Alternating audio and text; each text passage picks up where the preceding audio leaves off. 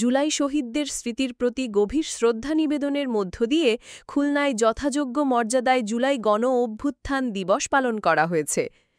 দিবসটি উপলক্ষে সোমবার সকালে নগরীর শিববাড়ি মোড়ে জুলাই শহীদ স্মৃতিস্তম্ভে পুষ্পস্তবক অর্পণ করে শ্রদ্ধা নিবেদন করেন জুলাই শহীদ পরিবারের সদস্য, আহত জুলাই যোদ্ধা ও জুলাই যোদ্ধাদের প্রতিনিধিরা।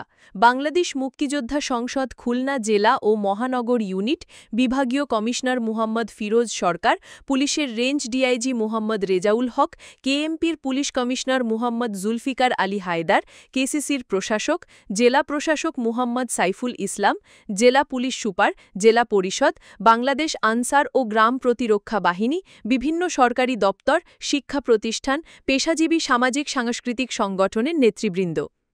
জুলাই শহীদদের জন্য বাদ-জোহর বা সুবিধাজনক সময়ে মসজিদে বিশেষ মুনাজাত এবং মন্দির, গির্জা, প্যাগোডা ও অন্যান্য উপাসনালয়ে বিশেষ প্রার্থনা করা হয়।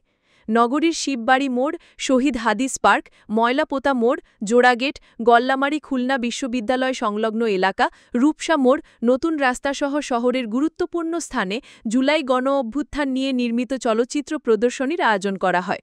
এখনো আমরা সেই পুরোপুরি আমাদের আকাঙ্ক্ষা আমরা পূরণ করতে পারিনি, মানুষের আশা আকাঙ্ক্ষা যেটা ছিল সেটা আমরা বাস্তবায়ন করতে পারিনি, কিন্তু আমাদের প্রচেষ্টা চলমান আছে। আজকের এই দিনটা আমরা উদযাপনের মধ্য দিয়ে আমরা মানুষের কাছে একটা বার্তায় পৌঁছে দিতে চাই যে আমরা জুলাইকে ভুলিনি, আমরা জুলাইকে মনে রেখেছি, আমরা জুলাইকে মনে রাখবো।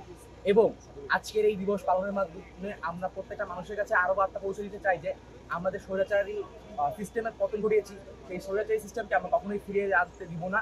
এবং আমাদের যে আহত এবং শহীদ ভাইদের উপরে আমাদের যে দায়বদ্ধতা, আমাদের যে দায়, আমাদের যে দরদ, এগুলো আমাদের এখনো বজায় আছে। ভালো লাগছে যে আজকে আমি একটা সন্তান হারাই, হাজারো সন্তান, এর জন্য ভালো লাগে, মনে কাছে শান্তি লাগে। সামনে চাই যে দেশের 18 কোটি জনগণ সবাই ভালো থাকে, এটা আমার ছেলের চাওয়া ছিল, এটা আমারও চাওয়া।